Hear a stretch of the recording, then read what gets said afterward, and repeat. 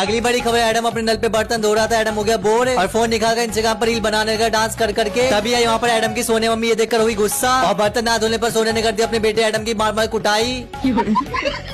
अब तक की बड़ी खबर, गन्ना के पोचिनो गांव से अज्जू भाई ने खोली फल की दुकान और फल को महंगे दामों पर बेचते हुए दिखे। तभी आए अमित भाई अपनी वाइफ के साथ फल खरीदने के लिए। रेट ना कम करने पर अमित भाई की वाइफ को बोल दिया अज्जू भाई ने माल, तो जिसके चलते अमित भाई की वाइफ घर जाकर ले आई अपना बेलन और दोनों ने मिलकर अज्जू भाई को मार मार कर दिया बेहोश।